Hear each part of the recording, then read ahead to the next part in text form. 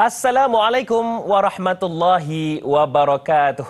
Selawat dan salam ke atas junjungan besar kita Nabi Muhammad sallallahu alaihi wasallam. Allahumma salli wa sallim ala nabiyina Muhammad wa ala alihi washabihi ajmain. Apa khabar semua? Sihat dia? Teman dekat sini harapkan mengkema semua sihat benarlah. Kembali bersama dengan Tanyalah Ustaz, biar tahu jangan keliru. Dan subhanallah, begitu indah pagi ini dan insya-Allah mudah-mudahan diberkati oleh Allah Subhanahu wa taala. Dan insya-Allah para penonton sekalian, kami di sini mendoakan apa sahaja yang anda lakukan, apa sahaja perancangan anda, insya-Allah dipermudahkan. Mungkin ada yang nak berniaga, mungkin ada yang nak bekerja. Insya-Allah niatkan juga ia sebagai ibadah di sisi Allah. Amin ya rabbal alamin. Baiklah, Tanyalah Ustaz, biar tahu jangan keliru. 11 Oktober 2022 bersamaan dengan 14 Rabiul Awal 1444 Hijrah. Kita masih lagi dalam mood mengingati baginda Nabi sallallahu alaihi wasallam. Ialah bertepatan dengan beberapa hari lepas kita menyambut Maulidur Rasul sallallahu alaihi wasallam. Dan hari ini insya-Allah kita nak tambahkan rasa cinta kita kepada baginda Nabi sallallahu alaihi wasallam, yang mana pagi ini hadis 40 Imam An-Nawawi yang mana kita akan bicarakan. Kita akan fokuskan kepada topik kita, iaitu pintu-pintu kebaikan. Ada juga pesan Nabi sallallahu alaihi wasallam berkaitan dengan pintu-pintu kebaikan. Nak tahu dengan lebih lanjut, bukanlah saya yang akan bagi tahu, akan memberi pencerahan dengan anda semua. Yang mana pagi ni teman rasa seronok benar lah. Lama benar tak dipasangkan dengan beliau. Alhamdulillah hari ni kembali bersama dengan Al-Fadil Datuk Ustaz Kazim Ilyas Al-Hafiz. Assalamualaikum Datuk. Waalaikumsalam warahmatullahi wabarakatuh. Apa khabar? Sihat orang tua. Alhamdulillah. Sihat orang tua macam ni lah. Ya, Allah. Dikabarkan Datuk baru pulang dari Tanah Suci tempoh hari. Alhamdulillah. Syukur kepada Allah. Alhamdulillah Datuk. Hari ni Datuk, ya, banyak benar teman nak tanya Datuk ni berkaitan dengan pintu-pintu kebaikan. Tanyalah apa pun, jawapan sama juga. Baik.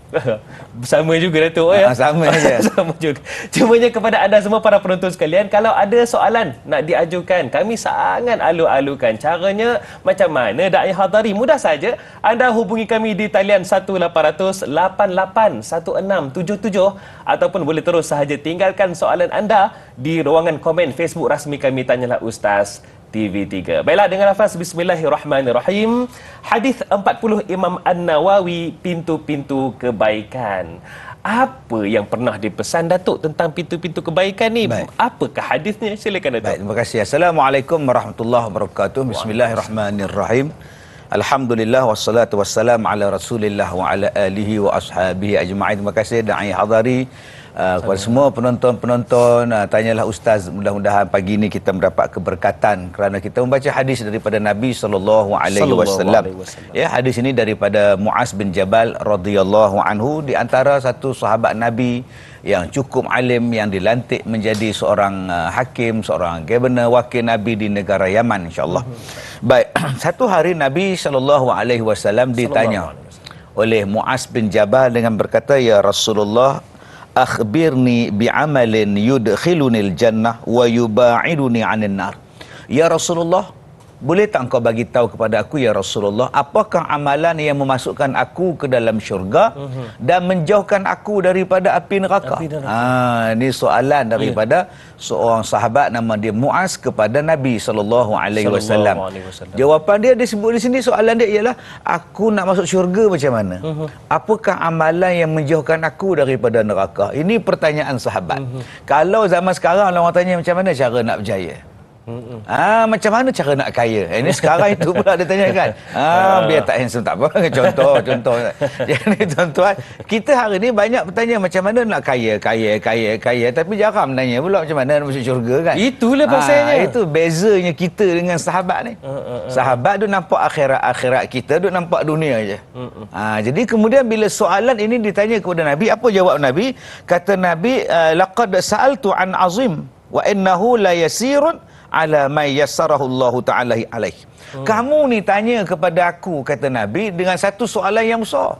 Satu perkara yang besar, kata dia. Namun, sesungguhnya walaupun dia besar, ianya mudah di sisi orang yang dipermudahkan oleh Allah. Siapa yang dimudahkan oleh Allah, senang je benda ni. Masya Allah. Walaupun perkara ni besar, kata Nabi. Tapi bila ianya dimudahkan Allah ke atas kamu, yassarahullahu ta'ala. Allah akan mudahkan pada kamu. Jadi mudah. Akan jadi mudah. Apa benda? Yang pertama kata Nabi SAW, ta'budullah la tusyriku bihi syai'a wa tuqimus salah wa tu'tiz zakah wa tasumur ramadan wa tahujjul bait. Yang pertama kata Nabi SAW, sembahlah Allah. Jangan kamu syirikkan dia dengan sesuatu. Yang kedua kata Nabi SAW, dirikan solat. Kemudian kata Nabi SAW, bayar zakat, berpuasa Ramadan dan menunaikan haji ke Baitullah. Kemudian Nabi pula tanya pada Muaz bin Jabal pula. Tadi Muaz tanya pada Nabi. Kemudian Nabi kena pula tanya balik. Nabi tanya pula. Oi, kalau kita kena tanya, cuak kita. Sekarang Nabi tanya apa kepada Muaz bin Jabal? Kata Nabi SAW, ala adulluka ala abwabil khair? Maukah aku khabarkan kepada kamu apakah dia pintu-pintu kebaikan? Abwabul khair, pintu-pintu kebaikan. Kamu nak tahu tak apa dia? Nabi tanya pula kepada Muaz. Kata Muaz, nak lah. Takkan kata tak payahlah. Mana ada sahabat tadi pun kata nak lah. Kalau kamu nak tahu pintu-pintu kebaikan, yang pertamanya ialah as-sawmu junnatun was-sadaqatu tutfi'u al-khati'ata kama yutfi'ul ma'un nar wa salatur rajul fi jawfil lail thumma tatajafa junubuhum 'anil madaji' hatta balagha ya'malun. Maka Nabi SAW sebut pintu kebaikan yang pertama kata Nabi SAW ialah engkau semayang. Apa yang dia buatkan pintu kebaikannya? Puasa. Puasa as-saumu junnah. Sebut dia tak tu junnah. Jangan sebut jinnah pula. Junnah lain, jinnah lain, jannah lain. Perkataan ejaan sama, baris saja. Kalau junnah perisai. Kalau jinnah dia tu pagel kata dia. Jadi sebab tu kena sebut betul-betul tuan-tuan. Puasa itu merupakan perisai daripada neraka. Masya Allah. Kemudian kata Nabi SAW, dia kata apa lagi? Sedekah dapat memadamkan dosa seumpama air memadamkan api. Yang keduanya amalannya ialah sedekah. Bila kamu sedekah, kata Nabi, macam macam air memadamkan api. Dia memadamkan dosa-dosa kamu. Oh, itu pintu kebaikan. Yang ketiga kata Nabi, orang yang semayang di tengah malam.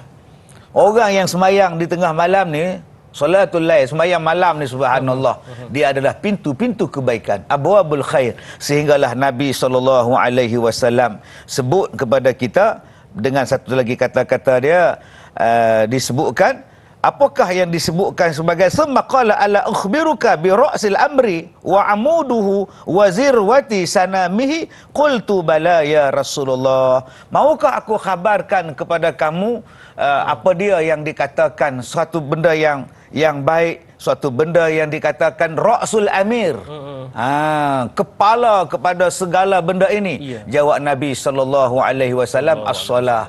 Sembahyang itu adalah tiangnya. Amuduhus salah, tiang kepadanya ialah sembahyang. Kita sebut imaduddin, tiang. Wazirwatun sanamihil jihad, kemuncaknya ialah melakukan kepada jihad. Thumma qala ala ukhbiruka bimalaki zalika kulli, qultu bala ya Rasulullah, fa akhadha bilisanihi wa qala. Kemudian dia kata apa? Dia sebutkan kepada kita di situ, mahukah aku khabarkan kepada kamu apakah kunci kepada segala perkara ini? Yang nak jadi amalan ni supaya jadi baik, amalan ni jadi elok, apa bendanya? Kemudian Nabi pegang ni, Nabi ambil fa akhadha bilisani, Nabi pegang lidahnya. Nabi tunjukkan lidahnya kepada Muaz bin Jabal, ni kamu jaga benda ni, kamu jaga lidah ni. Punya banyaknya amalan yang Nabi sebut tadi. Jangan kamu syirik pada Allah, kamu semayanglah, kamu puasalah, zakatlah, hajilah, solat tengah malam. Kemudian datang pula yang dikatakan pintu kebaikannya ialah apabila kamu puasa sunat, apabila kamu sedekah, apabila kamu semayang malam. Kemudian apakah tiangnya? Tiangnya adalah sembahyang, puncaknya adalah jihad. lah Nabi tutup. Penutup kepada amalan ni supaya betul semuanya apa dia? Nabi pegang lidah. Nabi tunjukkan lidah kepada Muaz bin Jabal, maka kata Muaz bin Jabal, kuffa alaika hadha. Nabi kata kuffa alaika hadha. Kamu jaga benda ni. Cukup kamu jaga benda ni. Kemudian Muaz berkata, qultu ya Nabi Allah wa inna la mu'akhadhuna bima natakallamu bih. Adakah manusia akan disoal dengan apa yang dia cakap? Muaz tanya, apakah manusia akan disoal dengan apa yang dia cakap? Nabi kata, faqala saqilatka ummuka ya Muaz. Hai, kalau kamu tanya macam ni, mati kamu ninggal mak kamu. Tak lama lagi kamu ninggal mak kamu lah. Ini bahasa gurauan, bahasa heran, bahasa orang Arab macam inilah. Kalau bahasa Perak macam mana? Bapak kamu. Macam itulah bahasa dia. Nabi kata, yang kena jaga ni lidah. Lidah kalau kamu jaga, amalan lain insya-Allah jadi baik. Kemudian dia tanya pada Nabi, adakah kami akan disoal dengan apa yang kami cakap? Kamu ni kalau macam ni matilah, tak lama lagi mak kamu mati, anak kamu ninggal mak kamu lah macam ni. Itu maksudnya. Itu maksud dia. Bukan maknanya lepas ni Muaz akan mati. Tak. Bahasa orang Arab nak menunjukkan rasa heran. Orang Arab macam itulah.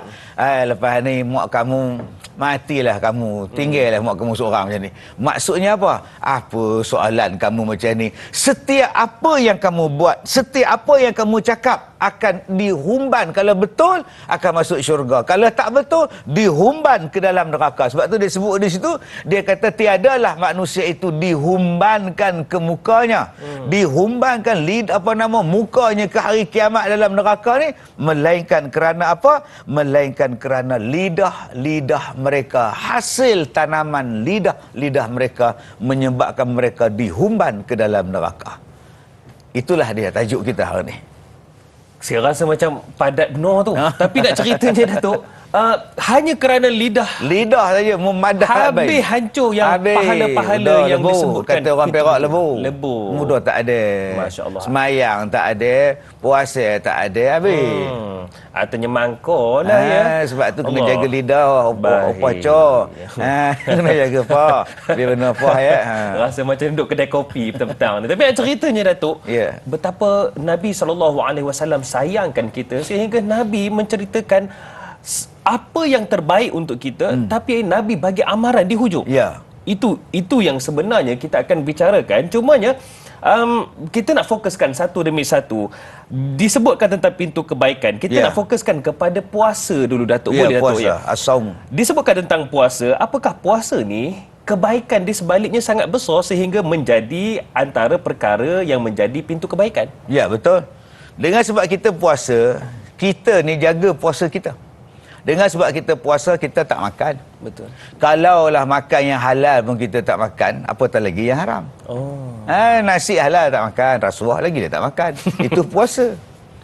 Nombor satu. Yang kedua, puasa ni menjadikan kita ni berhati-hati bila bercakap. Betul. Ni kadang-kadang rosak puasa kita dengan sebab kita bercakap.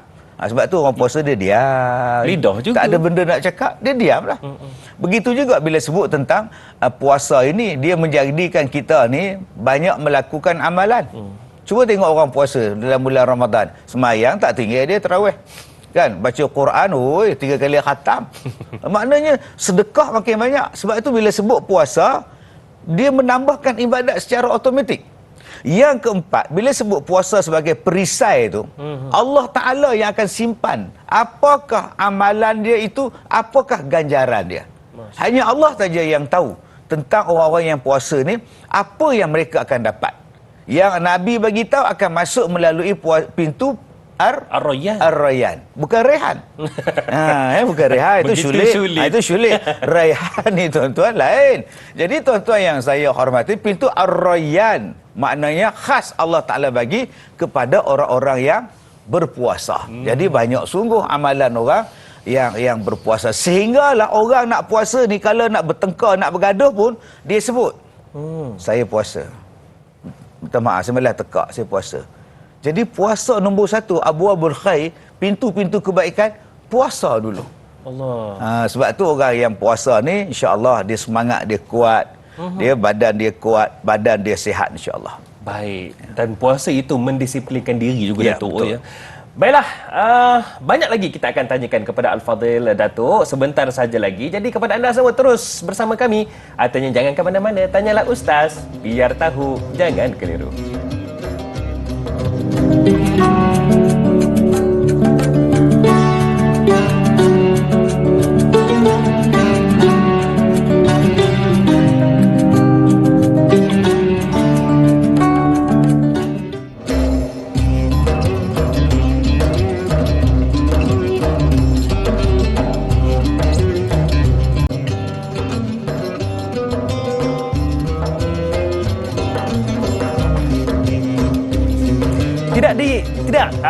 Kira di mana sahaja anda berada. Terima kasih kerana menonton. Tanyalah Ustaz, biar tahu, jangan keliru. Perasan atau tidak, setiap hari kami bawakan topik yang berbeza-beza dan kami bawakan ahli panel yang juga berbeza latar belakang. Namun tujuannya tetap sama, memberikan kefahaman dan juga pencerahan terhadap topik-topik yang turut istimewa kami sediakan. Dan hari ini, tanyalah Ustaz, biar tahu jangan keliru, kita bicarakan tentang hadis 40 Imam An-Nawawi. Kita menceritakan tentang hadis nombor 29, iaitu berkaitan dengan pintu-pintu kebaikan. Dan kita masih lagi juga bersama dengan Al-Fadhil Datuk Ustaz Muhammad Kazim Ilyas Al-Hafiz. Baiklah Datuk, Ya.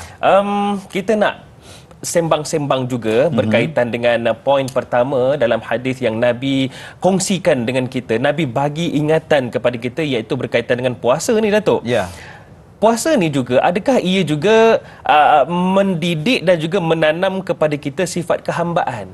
Sebab Ya. ada orang bila sebut tentang ibadah, kadang-kadang tu dia rasa diri dia, aku berjaya buat ni. Oh, bagus juga diri aku ya. Sedangkan lagi buat sepatutnya lagi tunduk ikut resmi padi. Ya. Silakan. Baik, memang di antara tujuan ataupun matlamat dan hasil daripada puasa ialah la'allakum tattaqun. Tattaqu. Mudah-mudahan menjadi orang yang bertakwa. Betul. Mudah-mudahan. La'alla tu maknanya mudah-mudahan. Belum tentu confirm lagi. Ya. La'alla ni maknanya buat dulu. InsyaAllah awak dapat. Macam kita lah pergi temuruga. Awak ke mana? Saya pergi temuruga. Macam mana harapan? Mudah-mudahan dapat lah. Mudah-mudahan dapat. Belum tentu dapat. Ya. Tapi kena pergi dulu. Tapi kalau dia tak pergi temuruga, macam mana temuruga? Pergi, tak pergi. Rasa dapat. Mana dapatnya? Kamu pergi temuruga tak? Tak pergi. Habis tu kerja macam mana? Dapat. Macam mana pula? Awak tak puasa, macam mana awak nak dapat ketakwaan? Kena puasa dulu. Mudah-mudahan jadi orang bertakwa. Tetapi bukan semua orang yang berpuasa tadi boleh jadi bertakwa. Macam tadi lah, bukan semua yang pergi temuruga dapat kerja. Betul. Tak juga. Maknanya orang yang bersungguh-sungguh. Sebab tu Nabi sebut dalam hadis tu, orang yang bersungguh-sungguh di dalam puasa, imanan wa ihtisaban, penuh dengan keimanan dan penuh dengan pengharapan. Maka dia akan dapat puasa yang baik. Maka hasilnya ialah menjadi orang yang bertakwa. Bila sebut orang bertakwa, orang tu baiklah. Puasa itu akan menjelmakan diri dia baik. Dia sanggup bangun pagi-pagi untuk bersahur. Kalau biasa-biasa tidak lah. Tapi pasal sahur perintah Nabi, bangun dia. Kemudian tak tidurlah dia. Sebab apa? Nak tunggu bang subuh. Betul. Nak sembahyang subuh nunggu di masjid di surau kan. Ada juga yang lepas sahur tidur, ada. Dia tengok awal lagi pukul 5 suku, tidur. Sempat 15 minit lagi Sudah pukul 8 suku. Wah, sudah tuan-tuan. Sudah subuh lebuh pula. Jadi orang menunggu begitu. Dia sabar kerana Allah. Dia tengok makanan pula, anak dia umur 4 tahun dia bawa aiskrim depan dia. Mama, aiskrim. Ngau. Budak ni kan aku makan sering kamu kan. Dia melatih kita untuk jadi orang sabar. Itu kelebihan orang yang berpuasa. Sabar. Habis tu Ustaz, macam opah dah tak lalu nak puasa.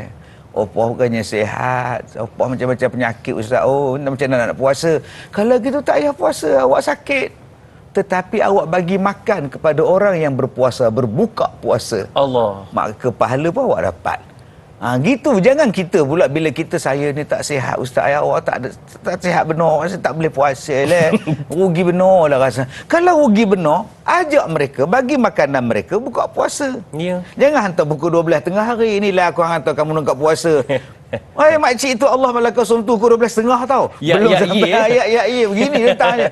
Maknanya kita belanja mereka berbuka puasa petang itu insya-Allah pahala pun dapat kepada orang yang tidak berpuasa. Hebatnya puasa ni. Pahala tu seperti mana pahala mereka yang berpuasa? Tanpa dikurangi walaupun sedikit sebab kita bersedekah. Bukan maknanya kita tak payah puasa.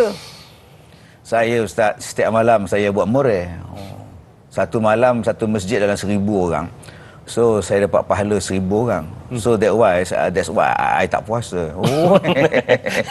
That's why ya Datuk. That's why aku cakap. Sebab itulah saya tak puasa. Sebab saya dah bukakan orang puasa. Itu kita pun pahala banyak lah kata dia. Dengan confident je tuan-tuan. Salah tu bang.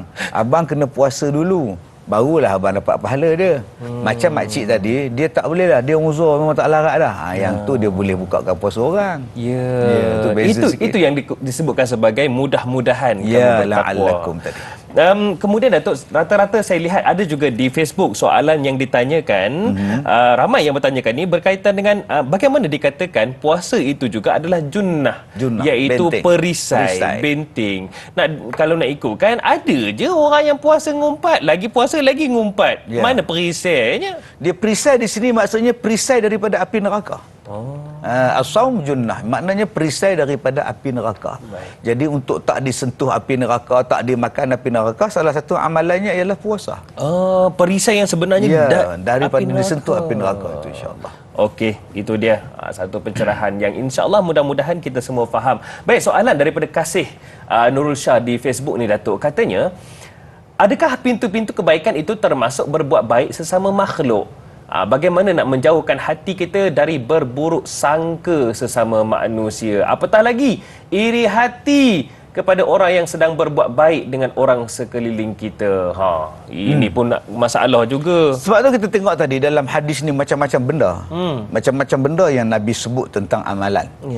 Yang membolehkan kita masuk syurga dan menjauhkan kita daripada api neraka. Kemudian Nabi sebut tentang bagaimana yang dikatakan pintu-pintu kebaikan. Salah satunya ialah sedekah. Dan itulah soalan untuk Qasih Nur Aisyah tadi. Jawapan dia, berbuat baik sesama manusia tu salah satunya ialah sedekah. Dan dia kata di situ berbuat baik sesama makhluk. Bukan setakat manusia, makhluk. Maknanya dengan binatang pun dia bagi makan. Saya pernah makan di satu restoran tom yum tu. Tengah duk makan tu kucing datang. Kucing datang, panggil pandai pula panggil paha kita. Dia kenal Datuk. Dia pegang paha. Bang, lauk bang.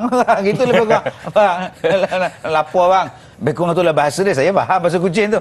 Dia boleh pegang paha kita. Ya Allah, bukan kata seekor datang pula. Banyak pula ekornya. Ya Allah, saya pun pergi dekat toki kedai tu. Saya kata, bang, abang gorengkan siakap. Mak mai kat saya. Datanglah pekerja dia. Ni encik ni. Bukan untuk saya bang, untuk kucing. Siap goreng lah tu. Siap goreng lagi. Tapi saya pun boleh 3 rasa pedas kucing tu, kesian pula rasanya kan. Jadi tuan-tuan, menong toki kedai tu.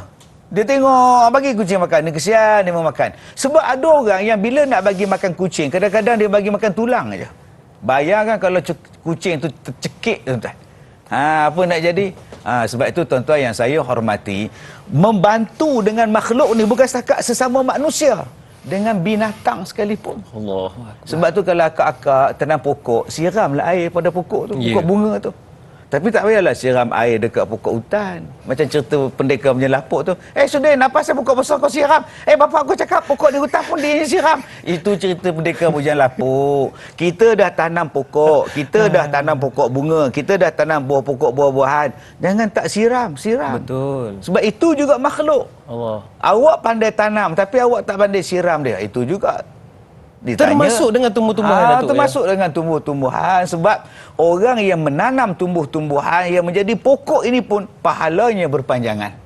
Bila dia meninggal, anak cucu dia akan makan hasil durian dia. Betul. Akan makan hasil mempelah manggis dia. Berapa ramai kita sekarang ni yang makan buah durian apa semua ni ditanam oleh opah kita, nenek ayah cor kita. Ayah cor. Orang dulu-dulu kita makan je. Nanam dema, tapi dema sampai sekarang masih lagi dapat pahala. Ini dia dipanggil abwabul khair, pintu-pintu kebaikan. Artinya pahalanya berterusan lah Datuk. Itu termasuk pahala yang berterusan. Kita selalu nampak pahala yang berterusan, sedekah jariah, anak soleh, doa ilmu yang dimanfaatkan. Padahal ada lagi 4-5 lagi yang disebut dalam hadis-hadis tentang pintu-pintu pahala yang berpanjangan. Salah satunya ialah tanam tanaman pokok-pokok yang kita tanam tu insya-Allah. Baik Datuk. Ni alang-alang Datuk cerita pasal sedekah ya. Artinya teman nak tanyalah mewakili penonton yang menonton ni. Sedekah memadamkan dosa, adakah dosa tu termasuk dosa-dosa besar? Iyalah. Jangan akak-akak dengan abang-abang pula. Mana ayuk? Aku semalam ke Siam. Pintu sepadan dah buka tadi. Apa kau buat? Udah ke sana apa lagi tadi? Awak cari ayam kampung tadi. Dosa yo. Apa dosanya? Aku singgah ke Mahat Tahfiz, aku dah bagi sedekah tau. Jadi apa yang aku sedekah pada Mahat Tahfiz tadi memadamkan dosa aku di sana. Biar benar bang. Awak tenang bang. Yang pertama, dosa-dosa besar tidaklah terhapus melainkan dengan bertaubat. Dosa-dosa kecil tidaklah terhapus dengan taubat juga. Mesti taubat dulu. Tubu ilallahi taubatan nasuha. Taubat dulu. Kemudian dosa tetap ada. Jadi macam mana cara nak hapuskan dosa ni langsung selain daripada bertaubat? Salah satu jalannya ialah sedekah. Jangan buat dosa, sedekah. Buat dosa, sedekah. Besok buat lagi. Tak apa, nanti aku sedekah. Itu tak memadamkan lagi. Sebab awak tidak bertaubat. Kena taubat dulu. Stop dulu. Bila stop dah, aku tak nak buat dah. Tapi masih lagi duk terkenang-kenang. Ya Allah, aku ni dosa besar banyak, aku buat. Kalau gitu sedekah. Baik. Memadamkan dosa. Bukan maknanya hari ni buat dosa, hari tu juga sedekah. Hari ni buat dosa, tak apa. Nabi dah cakap. Buat dosa tu, kemudian kita sedekah, dia memadamkan dosa kita. Buat lembut-lembut tengkuk mana mahu macam itu. Mudah benar hidup. Mudah benar, seronok lah orang kaya. Baik, Datuk. Ya. Ada pemanggil talian ketika ini Baik. yang nak bercakap dengan Datuk ni. Assalamualaikum. Waalaikumsalam warahmatullahi wabarakatuh. Da'i Hadari dan Datuk Muhammad Kazim Ilyas Al-Hafiz. Saya Omar Abdul Majid dari Felda Cini Timur 3 Pekan Pahang. Assalamualaikum Datuk dan Da'i. Waalaikumsalam warahmatullahi wabarakatuh. Haji, sihat Haji ya? Ya, saya. Alhamdulillah, sihat orang tua. Dia bahasa Pahang dengan bahasa Perak ni lebih kurang. Jadi silakan dengan soalannya. Jadi soalan saya begini Datuk ya. Datuk dah sebut tadi pintu-pintu kebaikan, semua orang tahu Datuk ya. Kebaikan ni semuanya membawa kepada pahala lah. Jadi kadang-kadang ni Datuk, soalan saya Datuk, kadang-kadang kita ni buat perkara-perkara baik, contoh bersedekah, sembahyang, solat malam, kata Datuk tadi, semua buat ke Datuk. Tapi di samping tu dia buat juga yang tak eloknya Datuk. Dalam pada tu, contohnya dia kadang-kadang mengutuk juga ke orang. Dia tak begitu baik, orang ni tak begitu baik. Konon dia pergi 5 kali sehari semalam ke masjid, nampak orang tak jarang-jarang pergi tu. Ni tak ada harapan lah kalau macam ni. Jadi masalahnya sekarang Datuk, yang baik dibuat, yang tak begitu baik pun dibuat juga, yang tak baik tu. Jadi apakah status pintu-pintu kebaikan yang dibuat tu? Apakah yang jadi lara ke macam mana ke Datuk? Segala-gala pintu kebaikan yang dibuat itu. Itu je soalan saya Datuk pada pagi ini. Terima kasih banyak Datuk dan Da'i. Assalamualaikum. Waalaikumsalam warahmatullahi wabarakatuh. Dalam masa yang sama buat juga benda yang tak elok walaupun pintu-pintu kebaikan dilakukan. Cuma jawapannya kejap je lagi Datuk, boleh ya? Jawapannya selepas ini. Tanyalah Ustaz, biar tahu, jangan keliru.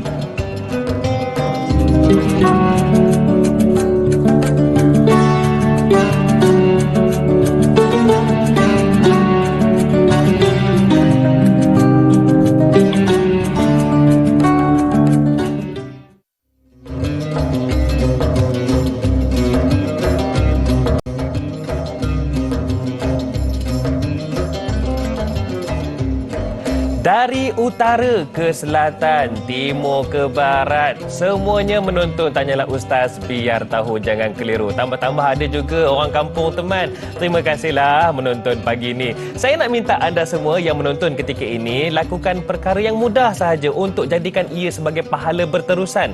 Apa Da'i Hadari? Senang sahaja. Yang menonton di laman sosial, anda boleh tekan butang share dengan izin ataupun tekan butang kongsi supaya ramai lagi dapat menonton di laman sosial anda. InsyaAllah itulah caranya untuk kita sebarkan dakwah ini dengan mudah. Dan hari ini Tanyalah Ustaz, biar tahu jangan keliru, kita bicarakan tentang hadis 40 Imam An-Nawawi, iaitu berkaitan dengan pintu-pintu kebaikan bersama dengan Al-Fadil Datuk Ustaz Muhammad Kazim Ilyas Al-Hafiz. Baik Datuk, sebelum berehat tadi, Haji Omar, orang Felda Cini. Orang Pahang kan? Orang Pahang, Datuk. Dia tak ada down kan? Haji Umar tengah down ke? Oh, down. Kau tak down. Kau tak down, kau ada pekerjaan. Itu yang tular, Datuk, ya. Baik, Datuk. Macam mana, Datuk? Buat baik, pintu-pintu kebaikan dibuat dalam masa yang sama, benda-benda yang jahat ni juga dilakukan. Adakah ia lara, Datuk? Atik, udah lamanya manusia. Bila manusia macam itu, kita bukan malaikat. Kan? Malaikat ya tak ada buat dosa apa semua. Ya. Kita bukan nabi, imannya makin lama makin naik. Allah. Malaikat itu iman dia. Setan pula turun ke bawah dia, makin lama makin jahat setan ni. Manusia macam itu. Bila Turun dengar naik, tanyalah ustaz, baik. Habis tanyalah ustaz, jahat balik. Gitulah bila pergi tengok orang baik, tengok orang mati baik je. Bila dah ke bumi je mayat tu, terus dia jahat balik. Jahatnya di mana? Lidah. Itu udah kena soal dalam kubur je. Jahat benar tuan-tuan ni. Agak-agak kamu boleh ke dia jawab soalan dalam kubur tu? Aku rasa lebih tu. Macamlah dia tak mati. Petang tu dia pula mati, ke bumi pula sebelah kubur tadi. Sama-sama dia mau tanya, bukan kamu ke tanya hantar aku mayat tadi? Sebab tu jangan kata ke orang.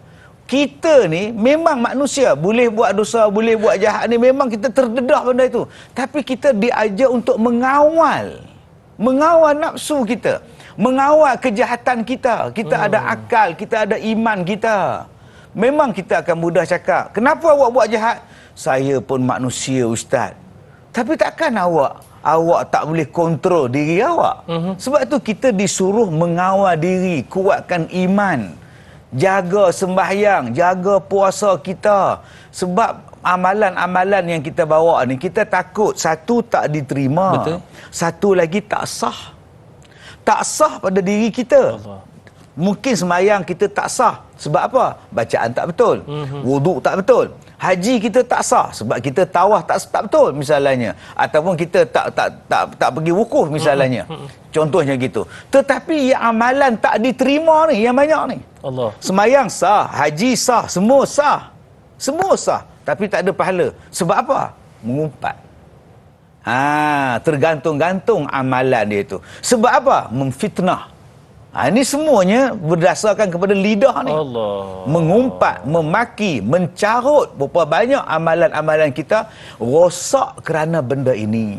Sebab itu, kalau kita nak jaga amalan, semalam saya sebut dah pagi semalam, kita pakai baju cantik-cantik saja, nak tunjuk cantik lah baju saya ni. Kita pakai cantik-cantik ni, jagalah elok, janganlah sampai kotor. Baik. Kan? Bukan senang dapat baju da'i. Saya pun tak ada tulis da'i kat sini. Dia ada baju da'i, tuan-tuan. Jadi kita kena jagalah. Dah pakai elok-elok. Macam itulah kita dah puasa, kita dah sedekah, kita dah semayang. Jadi pakaian kita walibasut taqwa. Ini pakaian takwa. Betul. Janganlah dirosakkan, sebab pakaian itulah nama dia amalan. Kalau kita rosakkan dengan amalan jahat, apa amalan baik yang kita nak bawa di sana? Allahu akbar. Hanya kerana lidah, Datuk. Ya, sebab tu di ujung tadi Nabi sebut lidah.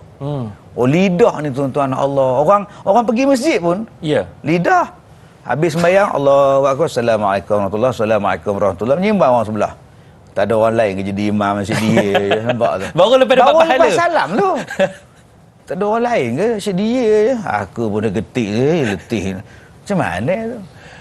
Datuk, okey. Datuk ada sebut tentang lidah. Masalahnya sekarang ni, mungkin ramai orang yang kurang berkata-kata, tetapi mereka menggunakan jari. Cumanya, jawapannya kejap je lagi. Sekarang ni ada pemanggil lagi di Thailand ketika ini yang mungkin ada soalan nak ditanyakan kepada Al-Fadhil, Datuk. Assalamualaikum. Waalaikumsalam warahmatullahi taala wabarakatuh. Ini memohon daripada Penang memodoakan pada Ustaz Da'i dan kru-kru semua yang dengar pada kita. InsyaAllah. Apa khabar, Mamu? Abang baik. Alhamdulillah. Tuhan bagi Mamu sihat. Alhamdulillah. Ya. Ya, silakan dengan soalan, Mamu. Soalan Mamu kadang-kadang puasa ni tak berhenti. Tapi tak berhenti kata dekat orang ni. Banyak Mamu kata dekat orang. Pedih-pedih lah kata ni. Lagu mana ada kan Mamu punya puasa Tuhan nak terima. Tapi Mamu agak kata Tuhan terima. Mamu cakap dengan elok dekat orang. Tapi kata-kata tu kasar lah. Tapi elok lah. Kata kita bilang kat orang ni, kata ampilah semayang, ampilah yang tu, ampilah yang ni. Tapi cara kasar. Tapi Allah. bukan cara halus lagu mana. Nak tablik duk pergi nasihat dah. Kalau orang cakap kasar, orang buat. Ya. Cakap lembut, orang tak buat. Yang mana satunya mamu nak cakapan yang elok. Yang tu adalah soalan mamu. Assalamualaikum Baik. warahmatullahi wabarakatuh. Waalaikumsalam. Doa lah kat mamu. Doa bagi Amin. tetapkan iman kat mamu. InsyaAllah, amin. Ya Rabbal Alamin. Terima kasih, Mamu. Baik, Datuk. Ya. Mamu daripada Penang ni. Katanya macam mana ni, Datuk? Puasa ni kalau boleh habis puasa wajib, puasa sunat pula tiap-tiap Isnin Jumaat. Tambah pula puasa putih, hari putih. Tapi lidah dia lah yang paling cakap kasar kat orang. Duk mengata orang itu, ini, duk mengumpat. Macam-macam dikatanya. Macam mana tu, Datuk? Statusnya, Datuk? Seronok kan dah masuk tanyalah ustaz ni. Hak telefon mamu. Yang ngangkat benda tu Mimi. Yang bagi arahan Mama. Oi, banyak benar nama serupa mamu, mami, mama semuanya ada. Meriah tuan-tuan tanyalah ustaz ni. Allahu akbar. Nasib baik bukan ini mumu. Jadi bila tuan-tuan tahu yang dikira termasuk dikira ngumpat ni tuan-tuan yang kadang-kadang kita tak perasan. Kita mengajuk orang. Allah. Mengejek orang, mengajuk tu pun ngumpat tu. Kita dengar suara mamu tadi kan. Mamu selalu nak macam mana. Selalu dia sekali cakap hal lembut. Dia pun tak mau ikut cakap kasar. Baru dia ikut. Kita ejek dia pun berdosa. Allah. Tadi contoh, Datuk. Saya buat contoh. Tu bukan makna saya ngejek mamu. Tak ada apa ni. Tak ada apa. Tak ada apa. Termasuk kita mengejek cara dia berjalan. Ini banyak berlaku di pejabat, Datuk. Banyak. Misalnya cerita pendekar Bujang Lapuk. Kan 3 Bujang Lapuk tu duduk dalam bilik tu. Mereka nak tunggu Cikgu Ros lalu. Tiba-tiba yang lalunya Ernie. Ernie lalu. Aduh, sekali Ernie lah. Dia tunjuk gini. Dia tunjuk jalan. Itu pun dikira sebagai ngumpat. Allah. Sebab tu mengumpat bukan setakat ada pada perkataan. Mengumpat ada pada cara. Mengajuk. Kalau katakan dia tu bila berjalan sengit sebelah, kita pun ikut dia sengit sebelah. Itu pun dikira sebagai ngumpat. Allah. Jadi ini benda-benda yang boleh merosakkan amalan kita. Baik, tadi Mamu sebut dia kata dia nak mengajak ke arah kebaikan. Kadang-kadang bila cakap lembut orang tak mau ikut. Kena cakap kasar sikit. Itulah nama dia hikmah. Ud'u ila sabili rabbika bil hikmah. Hendaklah kamu menyeru kepada jalan Tuhan kamu dengan cara bijak. Bijak ni maknanya pintar, hikmah. Ya. Hikmah ni dalam bahasa orang kita ni smart. Jadi kalau tuan-tuan tengok saya sekarang ni, bukan Ustaz Razin smartnya. Ni bukan smart makna. Ni handsome. Smart ni pintar. Maknanya kena bijak. Ada kadang-kadang kena cakap dengan bahasa yang slow. Ada yang kena derah. Bijak. Misalnya makcik leha nak lintas jalan tak tengok kiri kanan. Kita kena menjerit. Makcik, kereta. Yang tu. Itu hikmah masa itu. Tak boleh pula hikmah ni kena lemah lembut. Makcik, kereta. Elok ke je bum jalan. Mati makcik tu. Jadi ada benda yang kita kena tegas. Ada benda yang kita kena perlahan. Jadi di sinilah kita kena belajar. Macam mana yang dikatakan berdakwah secara hikmah. Macam pagi ni, kadang-kadang saya tegas, kadang-kadang saya buat ketawa. Kenapa? Pukul 7 yuk, 7.30. Kalau saya slow, dengan Mimi pun tidur tau. Tumpuk. Mamu pun tak jadi telefon lah hari ni. Mamu ngantuk. Sebab itu menghilangkan mengantuk juga merupakan kebijaksanaan. Baik, itu dia. Cumanya Datuk, tadi saya ada sempat tanyakan soalan berkaitan dengan kerisauan saya dan kita semua berkaitan dengan lidah dan kaitannya dengan jari. Tanya kejap je lagi. Kita akan selawat sama-sama sebentar sahaja lagi sambil-sambil kita menantikan sesi seterusnya. Tanyalah Ustaz, biar tahu jangan dia. Sallallahu ala Muhammad Sallallahu alaihi wasallam Sallallahu ala Muhammad Sallallahu alaihi wasallam Ya Nabi salam alaika Ya Rasul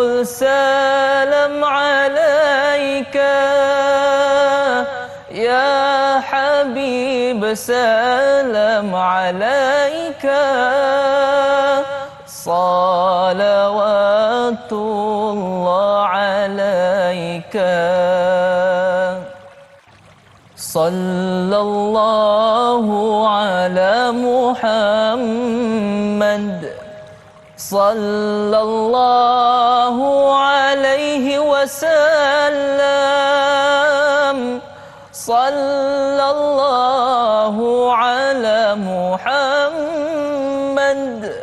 صلى الله عليه وسلم أشرق البدر علينا فاختفت منه البدور مثل حسنك ما رأينا قد يا وجه السرور صلى الله على محمد صلى الله عليه وسلم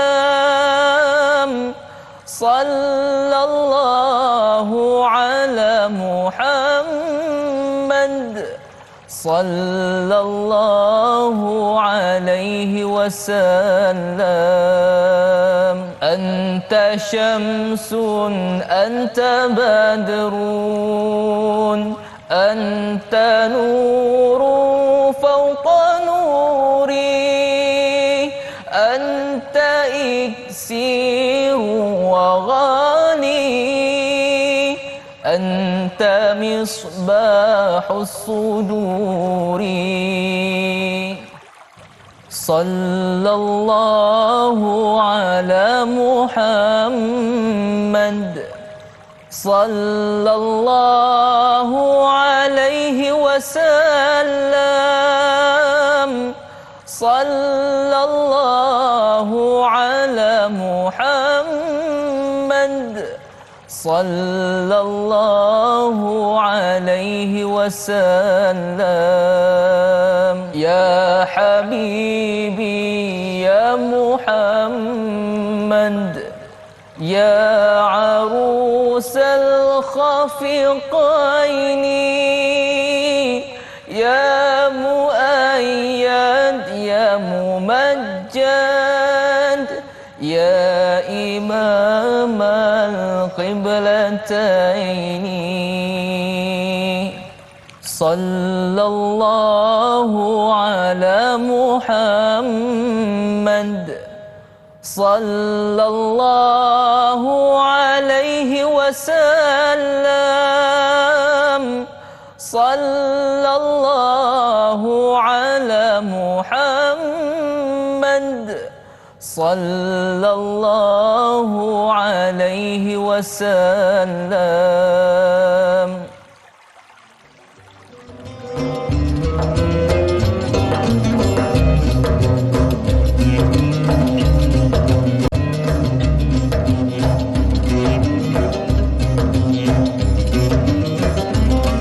Terima kasih sahabat Tanyalah Ustaz kerana masih lagi terus menonton Tanyalah Ustaz.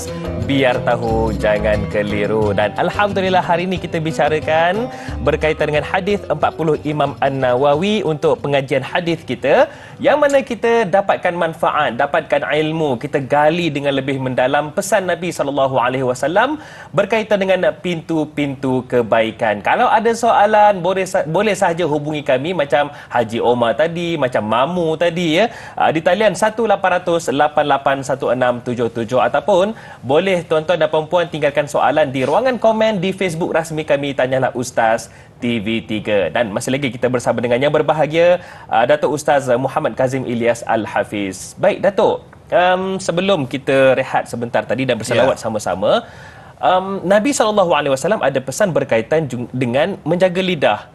Cuma zaman sekarang ni jaranglah orang guna lidah, tapi yang dahsyatnya jarinya Datuk.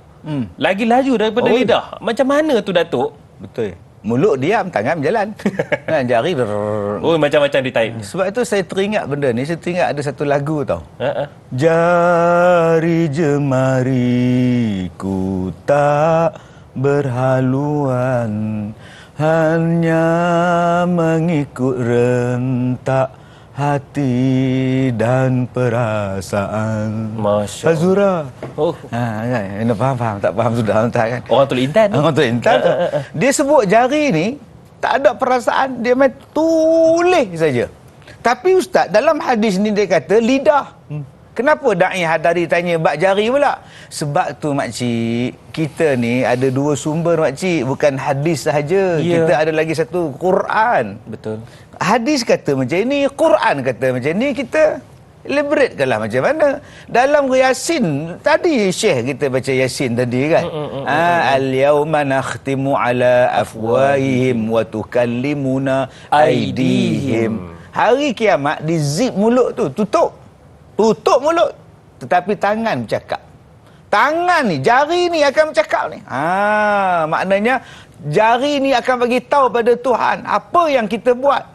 Maknanya suara-suara hati kita yang dilontarkan melalui jari-jari kita ini juga akan bercakap di hari kiamat. Allahu Akbar. Oh, jaga-jaga ni tuan-tuan. Menulis seronok. Mentang-mentang kita ada laman sosial kita sendiri, mentang-mentang kita ada media kita sendiri, kita tulis apa benda yang kita nak tulis. Kita komen apa yang kita nak komen, sedangkan ianya juga berpanjangan akan dihisap. Kalau benda yang baik yang kita tulis, dia adalah baik di hari kiamat. Tapi kalau benda jahat yang kita tulis dalam komen-komen, tanyalah ustaz ni. Ya.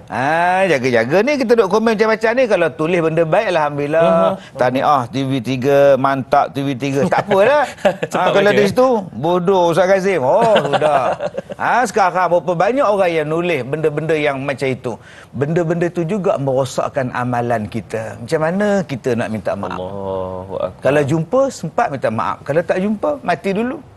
Semalam saya ceramah, habis TV3 semalam, tanyalah ustaz semalam, saya ceramah satu tempat. Datang satu Pak Haji ni, Datuk, ya, saya nak minta maaf. Kenapa bang? Saya banyak ngumpat ustaz. Saya minta maaf. Minta maaf, saya banyak ngumpat. Tak apa, biasalah tu bang, saya maafkan abang. Selesai masalah. Mudah-mudahan saya dengan dia tak ada masalah di hari kiamat, tak ada soal bicara. Selesai masalah. Berdepan. Minta maaf. Dan saya pun tak tanya. Apa yang awak ngumpat saya? Saya tak tanya dah. Takkan nak minta maaf ya kot. Dia Ceritalah. muka nak jawab. Lama-lama bertumbuk situ pula. Sebab tu orang dah minta maaf, maafkan saja. Betul. Tak payah kita nak cakap, saya akan maafkan awak kalau awak ceritakan apa yang awak buat pada saya. Tak payahlah makcik lehoi. Dia dah minta maaf, sudah. Sebab tu kita dianjurkan maafan insya-Allah. Baik Datuk. Saya cuba tahan. Kau tidak kuat juga gelak ni. Tapi tak apalah Datuk. Ya, seronok bersama dengan Datuk ni. Cumanya kita ada pemanggil di talian ketika ini Datuk. Assalamualaikum. Waalaikumsalam Da'i Hadari. Kak Iyat sini, Nohayati Ismail dari Rawang. Masya Allah. Kak Iyat, sihat Kak Iyat. Sihat, Kak Iyat pun dengar Kak Ustaz cakap nak tergelak pun ada. Tapi kat rumah tak apalah, kita boleh gelak. Itulah Kak Iyat. Baik Kak Iyat, orang Rawang kita ada soalan. Silakan dengan Datuk. Okey, terima kasih Da'i. Assalamualaikum Ustaz. Waalaikumsalam warahmatullahi. Kak Iyat nak minta Ustaz ulas sikit tentang kita selalu dengar yang ahli ibadah banyak masuk neraka. Jadi adakah kita kadang kita suruh orang buat kebaikan tapi kita pun sendiri tak buat kebaikan tu, Ustaz? Dan lagi satu Kak Iyat nak minta Ustaz ulas, adakah bagaimana pandangan tentang kita hanya buat sesuatu amalan yang kita suka? Macam kita suka mengaji tapi kita jarang bersedekah. Dan macam tu juga dengan solat sunat. Itu saja soalan Kak Iyat Ustaz. Terima kasih. terima kasih. Assalamualaikum. Waalaikumsalam warahmatullahi wabarakatuh. Macam mana Datuk? Soalan pertama, ahli ibadah masuk neraka. Dia pandai cakap, dia kabarkan tapi nak dibuatnya berat benar. Yang kedua, mungkin kejap lagi. Sebab itu Allah sebutkan atamuruna nasa bil bir wa tansawna anfusakum. Kamu suruh orang buat baik tapi kamu lupa pada diri kamu sendiri. Sebab tu disebutkan kepada kita ibda' bi nafsika. Mulakan daripada diri awak dulu. Banyak orang cakap tapi dia sendiri tak buat. Allah. Dia macam konduktor bas zaman dulu. Zaman Hadari muda tak adalah jumpa konduktor bas. Pernah. Oh, pernah jumpa ya? Tulisan dulu ada lagi. Kami panggil collect bus. Collect bus ni dia duduk di depan je. Dia pegang satu tempat ketik tiket tu. Tempat tiket. Bila dia suruh bas jalan dia ketuk. Saya suka benar yang tu. Sampai saya pernah terfikir, kalau aku dapat hoja ni seronok benar aku rasanya. Sebab boleh tepuk besi tu jalan. Teng teng teng. Bila bas tu masuk penumpang, apa dia cakap? Belakang lagi, belakang lagi, belakang. Dia tak ke belakang juga. Nampak? Naik penumpang, belakang lagi, belakang. Dia tak belakang juga. Tu contoh dia. Berapa banyak orang yang mengajak orang ke kebaikan, dia sendiri tak jadi baik. Allah. Sebab tu nombor satu, kita latih diri kita untuk jadi baik dulu. Latih keluarga kita untuk jadi baik, insya-Allah dia akan baik semuanya. Baik, tetapi sekurang-kurangnya dia masih mengajak ke arah kebaikan. Kalau tak ada konduktor bas pun payah juga. Orang malas ke belakang. Dengan sebab dia ada konduktor bas itulah. Belakang lagi. Boleh muat lagi. Belakang tu tak penuh-penuh bas tu. Rupanya pintu belakang tu buka tu. Boleh kan. Bila masa nak penuh bas ni kan. Contohnya gitulah. Jadi tuan-tuan yang saya hormati, apa yang Kak Ayat sebutkan tadi menceritakan tentang perangai kita. Ya, perangai kita dalam masa yang sama kita rasa kita ni dah baik. Rosak ibadat tu kerana apa? Syirik. Baik. Saya tak pernah buat benda syirik, Ustaz. Memang Tuan Haji tak pernah buat syirik, tapi Tuan Haji buat syirik kecil. Syirik khafi, syirik yang tersembunyi. Bangga dalam diri. Allahu Akbar. Baru dia tahu siapa datang awal ke masjid. Dia datang subuh pukul 5. Datang tu imam nak dekat gerak. Baru imam tahu kalau tak ada aku, tak adanya buka lampu masjid. Itulah yang merosakkan tu. Kadang-kadang kita sembahyang Jumaat tu Allahu Akbar. Tengah-tengah orang ramai tu kita sembahyang sunat. Allahu Akbar. Mesti dia menengok aku sembahyang tu. Aku sembahyang elok-elok lah. Allahu Akbar. Cuba sembahyang di rumah. Kain pelekat saja. Baju apa tak pakai. Maknanya yang rosaknya amalan itu ialah syirik kecil itu. Syirik khafi itu. Maklumlah baru beli jubah dari Mekah. Ya kan? Tidak, dia pun tak tahu. Itu sebab nak bagi orang tahu, itulah nama dia syirik. Allah. Kita nak bagi Allah tahu. Baik. Tak bagi orang tahu nak buat apa. Soalan kedua daripada Kak Iyat tadi, ada yang memilih-milih amalan, ada yang dia suka puasa sunat je, sedekahnya tidak. Boleh ke gitu? Allah bagi kedudukan kita, fattaqullah mastata'tum. Saya orang kaya. Saya ni orang kaya, Da'iyah Hadari, duit dalam bank tu tolak semua duit orang, baki dia duit saya. Kaya. Masya Allah. Kaya. Tahu persen tak tahulah. Saya kaya, takkan saya nak dapat pahala dengan berpuasa? Aja puasa aja, apa lagi nak buat? Saya puasalah. Tak sedekah pun. Wah, itu pun buka puasa pergi masjid. Harap subsidi udah masjid ni. Tak kena tu Kak Leha. Bila Kak Leha kaya, gunakan kekayaan Kak Leha bantu orang lain. Betul. Bukan maknanya Kak Leha puasa sunat, Kak Leha nak bagi cari pahala, Kak Leha tak sedekah. Buat apa sedekah? Maknanya Kak Leha masih kedekut. Jadi kalau saya ni uzur, saya tak ada duit, macam mana pula saya nak sedekah? Kalau saya boleh sedekah tu kira hebat lah. Saya ada RM10, saya sedekah RM9, RM1 saya punya, tu kira hebat sangat-sangat. Tapi laratlah nak sedekah, duit tak ada. Maka dia gunakan amalan lain, baca Quran, puasa sunat, semayang dan sebagainya. Jadi tuan-tuan, bertakwalah kepada Allah mengikut kemampuan masing-masing.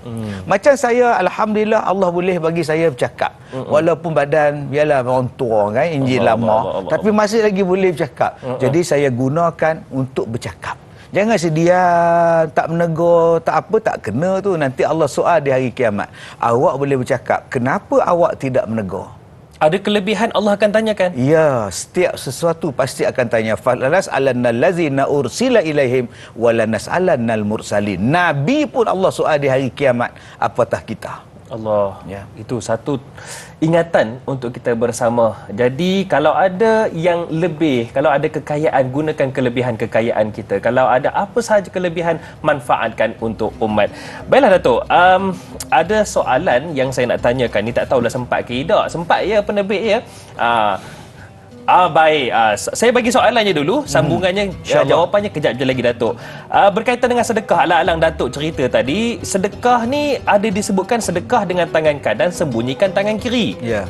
Jadi zaman sekarang ni ada setengah individu, persatuan atau agensi, kalau tak tunjuk sedekah tu nanti akan dipertikai macam-macam. Kemana duitnya tu? Boleh ke tunjuk Datuk? Cumanya jawapannya kejap je lagi Datuk ya. Nantikan jawapannya dan kita akan tutup dulu di TV3 dan sambungannya di TV9 sebentar sahaja lagi. Terus bersama dengan saya dan Datuk dalam Tanyalah Ustaz, biar tahu jangan keliru.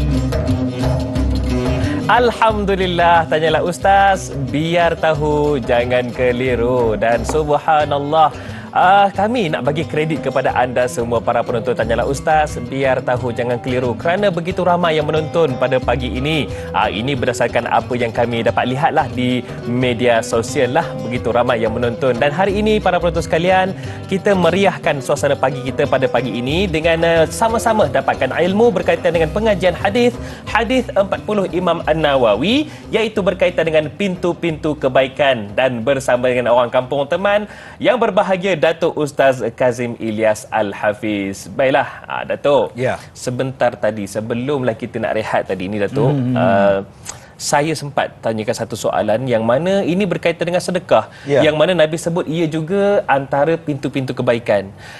Betul, ada kita tak boleh nak menunjuk. Kalau boleh jangan tunjuk, sebab ia melibatkan hati, nanti jadi riak ataupun lain-lain lah kan. Jadi Datuk, macam mana ada individu ataupun agensi ataupun NGO yang perlu tunjuk sedekah ni, sebab kalau tak tunjuk, mereka akan tanya mana pula duit yang kami beri. Betul. Macam mana tu, Datuk? Betul. Silakan. Sebab itu bersedekah, berinfak ada 4 jalan. 4 jalan. Fisarra, waddarra, sirra wa alaniyah. 4. Pertamanya bersedekahlah fisarra, dalam waktu kamu berada dalam keadaan senang. Waktu kita senang, kita sedekahlah, dapat gaji, dapat duit, kelapa sawit pula tengah mahal contohnya kan. Waktu itu sarra. Sedekah. Yang keduanya bersedekah waktu kita susah, waddarra. Kita sendiri pun susah. Kita sendiri pun sakit. Sihat makcik tak sihat, tapi makcik nak sedekah. Bersedekah juga tu. Setengah orang sakit dia terima sedekah. Ni tak, dia sakit dia sedekah pada orang. Kita kadang-kadang bila kita ziarah orang sakit duk menung tak kata, macam mana keadaan Najah, tak sakit, tak sihat lah, makan apa pun tak lalu dah, tak mau dah. Cuba kita bagi duit kat dia, ni Najah ambil dah. Ambil juga duit simpan orang pantai kan. Tapi dia ni pelik pula. Dia pula ambil duit, dia sedekah pada orang. Ini sedekah nombor 2, waddarra. Yang ketiga, sirra, sedekah sembunyi-sembunyi. Yang ni yang tangan tak nampak tu. Yang dia katakan sembunyi tangan kanan kiri dan semua tangan tak nampak tu. Sarra maknanya boleh sedekah, senyap-senyap boleh sedekah, bulan tabung seorang pun tak tahu. Yang keempat, i'lan, maknanya sedekah secara terang-terangan. Wa alaniyah, maknanya bagi tahu pada orang. Jadi tidak salah bersedekah kalau bagi tahu pada orang. Dibolehkan, diharuskan. Selagi mana awak tak riak lah. Sebab tu ada orang yang bawa cek besar meja kita ni. Begini sedekahnya, bergegor cek dia. Mok cek tu kan. Besar ni. Pulanglah pada dia. Lantak dia lah. Awak tak down, dia down. Tak ada masalah apa tuan-tuan. Jadi, saya dah cakap kepada pejabat-pejabat zakat. Berapa banyak dulu orang hentam pejabat zakat. Ni pejabat zakat ni apa orang susah tak tolong, ni apa orang susah kita bayar zakat. Saya kata pejabat zakat sekarang tak boleh macam tu dah. Sekarang you all bagi zakat, you all bagi pada asnaf, you all kena bagi tahu ni dia kami bagi sumbangan. Bagi sumbangan. Kerana dengan bagi tahu itu baru orang nampak kamu dah fitnah pejabat zakat. Demo bagi sampai habis duit tahu. Betul. Kolek 400 juta bagi sampai habis, kadang-kadang kena minta peruntukan lain. Jadi dengan adanya bagi tahu itu menghapuskan fitnah ataupun cerita yang tak betul dengan sesuatu perkara. Sebab itu jangan kata kena sembunyi-sembunyi saja. Tak. Tambah-tambah sesuatu benda yang melibatkan orang ramai. Bagi tahu. Itu bukan riak. Itu satu benda yang kena bagi tahu bahawa duit sumbangan awak, duit zakat awak kami telah sampai. Kemana halanya? Ya, itu sebab itu dalam agama tadi saya sebutkan 4 kaedah bersedekah. 4 kaedah membelanjakan harta pada jalan Allah. Baik. Jangan jadikan alasan pula kita tak boleh sedekah. Saya tak nak sedekah, Datuk, sebab entah ke mana hala dia memberi duit. Demo tu simpan. Padahal dianya kedekut Haji Bakhil. Itu masalahnya. Kalau dia kedekut, dia sedekah tak apa lagi. Haji Bakhil walaupun dia kedekut, dia sedekah juga. Dekat cikgu. Dekat cikgu Murni. Cikgu Murni. Berapa ringgit nak bagi sama cikgu Murni? Kan? RM2,000 cukup cikgu Murni. Itu Haji Bakhil. Kena budak-budak sekolah RM1 baginya. Astagfirullahalazim. Baik, Datuk. Sal Rasid di Facebook ni, Datuk. Ya. Beliau ada tanyakan, ini berkaitan dengan syirik khafi yang Datuk sebutkan tadi. Bagaimana nak tahu yang kita ni telah berlaku syirik tanpa sedar? Kerana ramai yang kuat beribadah dalam masa yang sama juga kuat berjumpa bomoh. Oi, ya Lagi Allah. kuat ibadah, lagi kuat jumpa bomoh. atas alasan jalan ikhtiar untuk rawatan perubatan dan penyakit misteri. Macam ada seorang tu saya kenal tu Datuk tu ya. Silakan Datuk. Baik, tuan-tuan yang saya hormati, manusia ni ada ujian. Dia ada ujian. Haram, haram, haram. Dia duduk cakap haram, haram. Kena dekat dia sekali, Allah. dia nak buat ke tidak haram? Sebab Allah tu, akan uji. Dia akan diuji. Liyabluwakum ayyukum ahsanu amala. Akan diuji. Haram, berdosa, syirik. Kena dia sakit, mudah mengadap juga dia. Maknanya awak kalah dengan ujian. Sebab itu bila kita sebut di sini, ada orang yang bila sakit misteri misalnya, dia nak berjumpa dengan pawang, nak berjumpa dengan bomoh, dukun dan sebagainya. Bukan semua pawang, dukun itu salah. Tak betul. Betul. Jangan asalkan bomoh je salah. Kita ni pula, asal bomoh je ustaz. Itu penyakit juga. Dia bukan ustaz, dia bomoh. Ni ustaz, nak tanya sikitlah, anak saya ni sakit. Auzubillahi minasyaitan. Padahal dia bomoh. Bila dia rogol anak kita, ustaz merogol anak saya. Ustaz juga yang kena. Ustaz kena. Itu masalah kita ni. Cuba tu. Bomoh merogol. Baru betul. Jadi asal baca bismillah ustaz. Asal ustaz baca bismillah. Seronoklah macam itu. Sebab itu kalau kita nak berubat, silakan. Saya sendiri, saya sakit ni. Pengalaman Datuk. Pengalaman saya jumpa pakar. Saya jumpa dengan pakar perubatan. Saya jumpa dengan pihak hospital. Semua saya jumpa. Ada 15 pakar yang merawat sakit saya. 15 pakar Datuk. Jadi adakah saya berjumpa dengan doktor tu kira betul? Berjumpa bomoh je salah. Berjumpa doktor tak apa. Sama juga kalau awak meyakini bahawa doktor itu boleh merawat penyakit awak, hanya dengan doktor je boleh menyembuhkan penyakit awak, saya juga syirik. Jangan hanya kata jumpa pawang saja syirik, jumpa bomoh dan kau mengatakan, jumpa doktor dan kau mengatakan bahawa doktor tu pun mampu, engkau juga buat syirik. Jadi saya rasa sekarang ni tak ramai jumpa bomoh, yang banyak jumpa hospital. Jadi berapa ramai yang yakin, dia meletakkan keyakinan melebihi keyakinan pada Allah. Salah juga. Jadi jangan hanya letakkan bomoh, dukun dan pawang. Bubuh soalan tu dalam masa yang sama, kuat juga berjumpa dengan doktor, bomoh, dukun dan pawang. Ada satu lagi situ. Jadi tuan-tuan nak jumpa doktor ke, nak jumpa bomoh ke, nak jumpa dukun pun silakan. Selagi mana tak bercanggah dengan syarak. Sebab itu dikatakan rawatan alternatif. Ya, jumpa dengan doktor. Doktor, saya tengok sakit saya ni, saya dah cek dah, ini ubat dia insya-Allah. Akak makan ubat ni, insya-Allah Allah sembuhkan mudah-mudahan. Betul lah tu. Jangan akak tak makan ubat ni, tak makan ubat ni mati akak tau. Dah salah tu kak. Walaupun dia doktor sekalipun. Begitu juga dengan bomoh. Bila kita sakit, yang salahnya apa? Bila kita menurun. Dia mari dah. Itu yang salah. Ataupun minta benda yang bukan-bukan, tanah kubur lah, kain kapan lah, yang tu yang salah. Ataupun menengok. Yang buat ni bukan orang lain.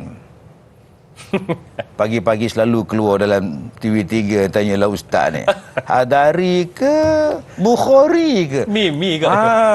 Kan dia tengok pula, Mimi ke Mamu ke, lupa pula dia kata. Ini dia tuan-tuan, maknanya dia dah menurun, dia dah meramal. Yang tu yang jadi salah. Allah. Tapi kalau saya bomoh, saya gunakan rawatan saya, akar-akar kayu, tumbuh-tumbuhan, dan benda tu tak bercanggah dengan syarak, silakan. Bukan semua salah. Allahu Akbar. Teringat pula saya kepada filem-filem Allahyarham Tan Sri P. Ramlee yang dah lama perli kita semua. Dan insya-Allah mudah-mudahan ia juga apa yang dikongsikan oleh Datuk menjadi pencerahan buat kita. Baiklah Datuk, Jura Azlin pula. Beliau bertanyakan, tunggak amalan Islam ialah tiang-tiangnya ialah solat dan puncaknya ialah jihad seperti mana yang dibacakan, hadis yang dibacakan Datuk tadi. Adakah jihad melawan hawa nafsu juga termasuk dalam perkara tersebut? Sebab sebelum ni bila sebut jihad, perang, pegang senjata. Ya, sebab tu jihad banyak. Ya, balik daripada satu peperangan, jihad, selepas ni kita akan berhadapan dengan jihad yang lebih besar daripada itu, iaitu jihad melawan hawa nafsu. Kalau kita nak sebut tentang jihad peperangan, jihad fi sabilillah, contohnya, kita jarang perang pun. Jarang. Habis kuat perang suami isteri je. Periuk belanga terbang melayang-layang. Tapi kita tak ada jihad pun kan. Tetapi hawa nafsu setiap hari kita perang. Betul. Setiap hari kita perang. Ya Allah, cantik pakai macam ini. Kalau aku pakai macam ni, tarik macam ni sikit, buat macam ni sikit, up sikit, push up sikit, make up sikit, mesti cantik kan. Itu nafsu tu. Nak lawan nafsu tu macam mana? Macam mana nak buat ni? Aku geram benar kat mak mentua aku ni, kau racun dengan orang tua ni kan. Macam mana nak lawan hawa nafsu tu? Kan kita benci pada isteri kita, benci pada suami kita. Macam mana nak hilangkan kebencian pada isteri, nak gantikan kebaikan isteri yang begitu banyak? Dalam Quran disebut pada kita kan, kalau awak benci pada pasangan awak, benci pada isteri awak, kenanglah kebaikan dia. Banyak lagi, antakrahu syai'a wa huwa khairul lakum. Kalau kamu benci pada satu benda, ada benda lain yang lebih baik pada dia. Ingat yang baik itu. Allah sebut tu dalam Quran. Itulah yang jadi susahnya. Bila dah mari perasaan nafsu marah, semua dia kata jahat. Sebab tu Nabi SAW sebut kepada sahabat-sahabat dia, aku lihat ramai orang perempuan di dalam neraka. Maka sahabat Nabi tanya, kenapa ya Rasulullah? Bikufrihinna, kerana kufur mereka. Adakah mereka kufur kepada Allah? Tidak. Kufur kepada suami mereka. Kerana sekali suami mereka buat salah, mereka kata pada suami mereka, abang memang tak pernah buat baik selama ini pada saya. Langsung kebaikan suami langsung tak nampak. Tak nampak sikit. Hanya kerana marah dia tadi. Sebab itu akak-akak berhati-hati, jangan marah sampai kita cop suami kita langsung tak pernah buat baik pada kita. Sama juga suami kepada isteri ya. Tak bolehlah terus kata macam-macam hanya kerana tak buat sambil belacan je. Pancung kang. Tapi Mimi dah angkat suruh berhenti. Itulah. Kita akan rehat seketika. Nantikan kembali selepas ini Tanyalah Ustaz. Biar tahu, jangan keliru.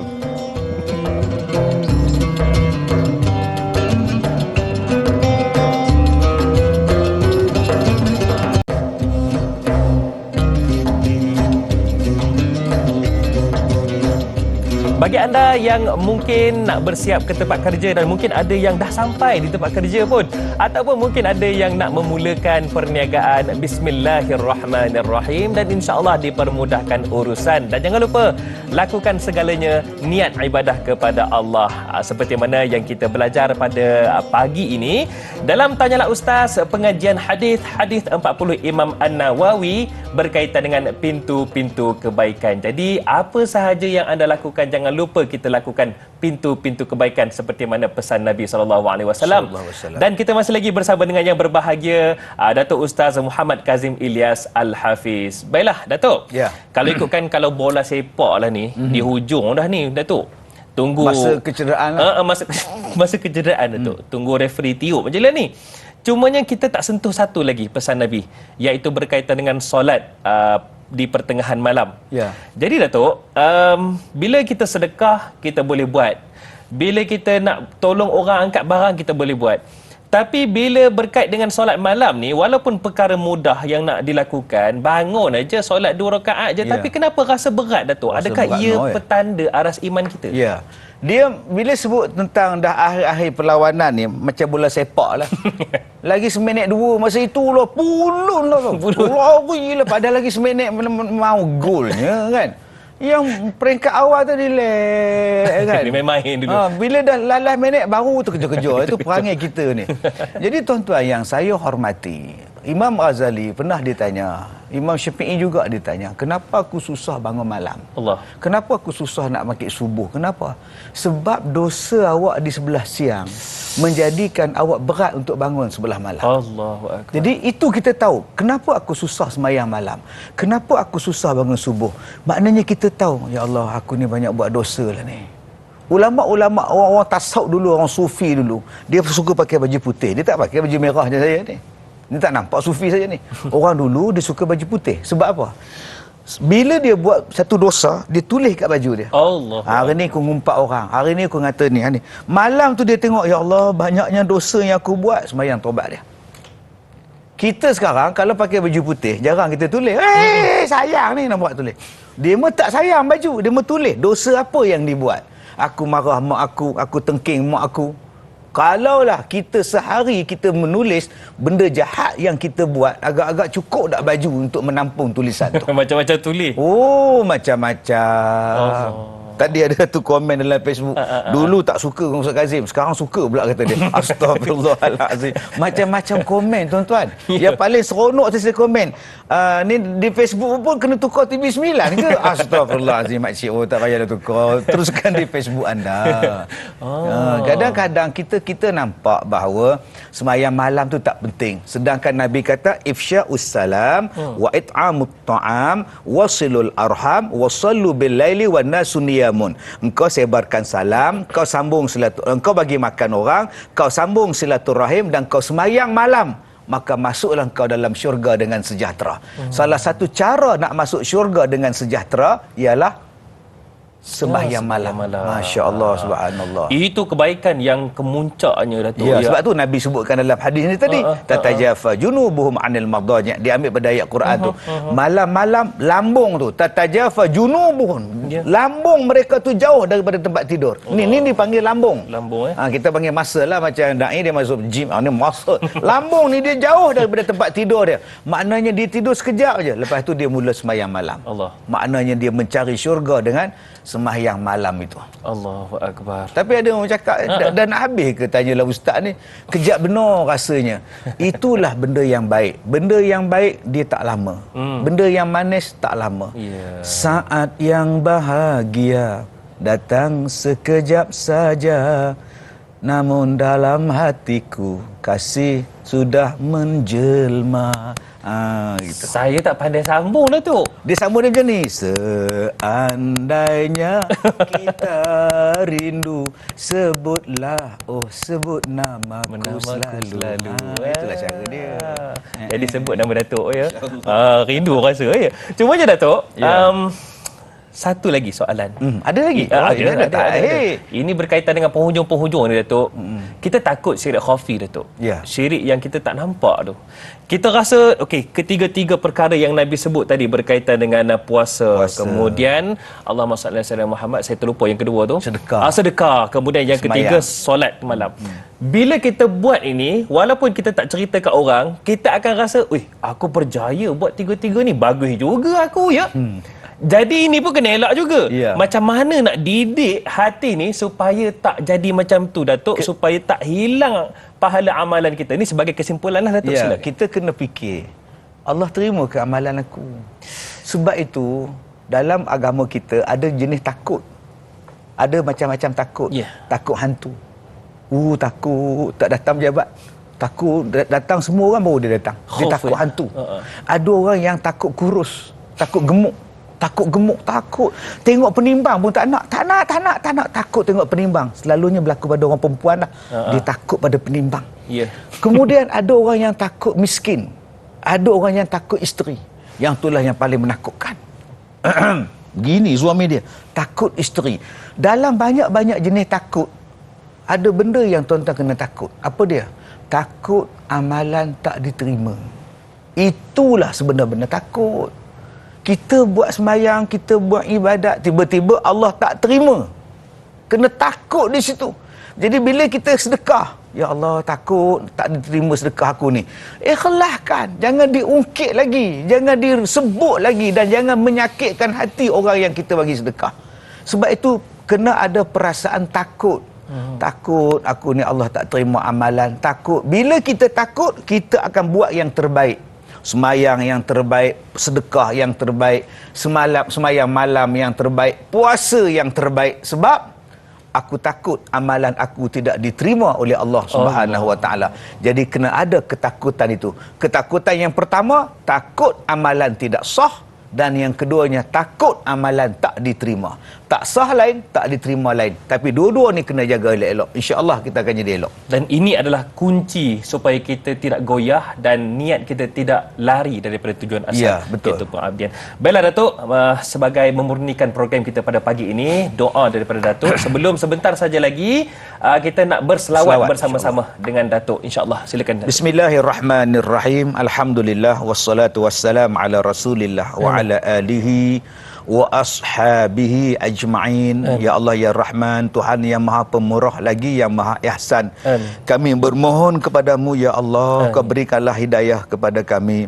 Kekalkanlah hidayah kepada kami. Amin. Tambahkanlah hidayah dan taufik kepada kami, ya Allah. Amin. Ampunkanlah dosa kedua ibu bapa kami. Amin. Kasihilah mereka sebagaimana mereka mengasihi kami sewaktu kami kecil, ya Allah. Amin. Ya Allah, ya Rahman, lapangkan, permudahkanlah kami untuk melakukan ibadah kepadamu, ya Allah. Amin. Jadikanlah keberkatan dalam rezeki kami, keberkatan dalam keluarga kami, Amin. keberkatan di tempat kerja kami, Amin. keberkatan dalam tempat tinggal kami, ya Allah. Mudah-mudahan kau berkati negara Malaysia yang tercinta ini, ya Rahman.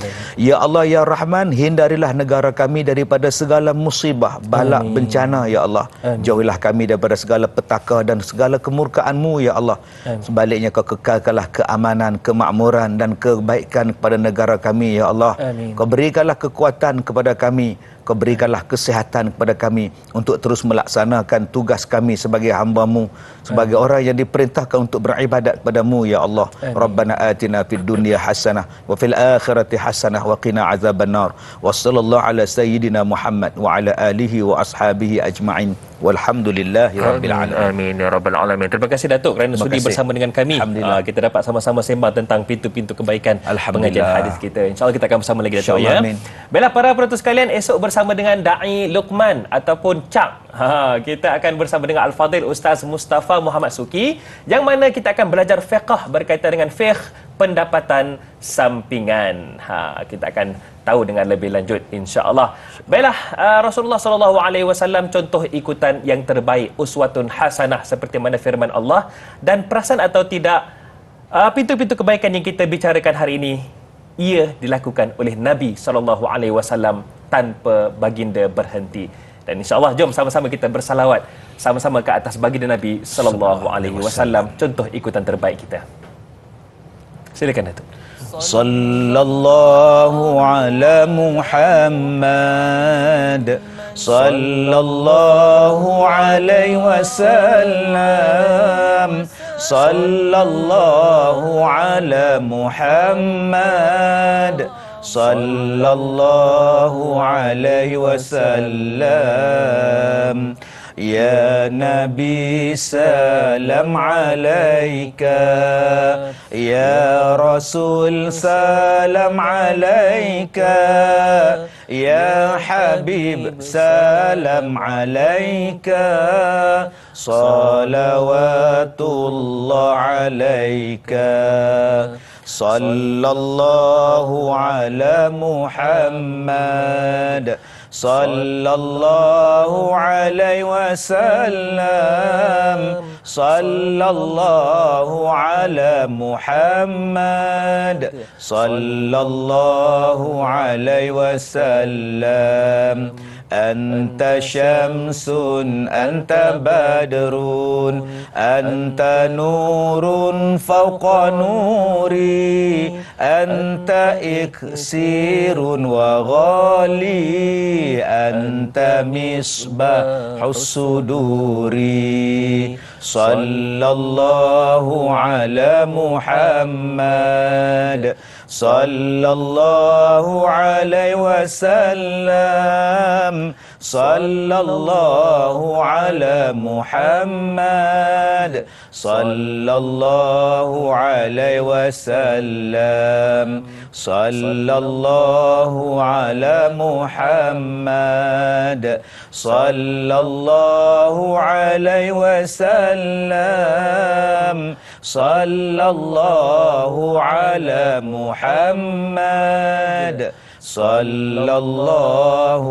alaihi wasallam.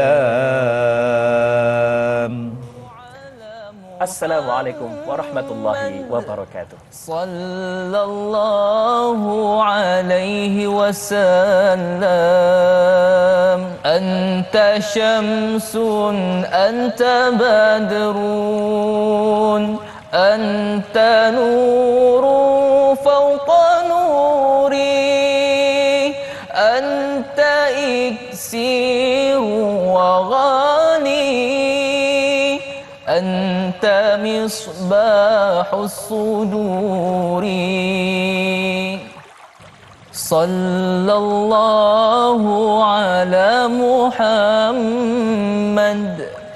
sallallahu alaihi وسلم صلى الله على محمد صلى الله عليه وسلم يا حبيبي يا محمد يا عروس الخفقين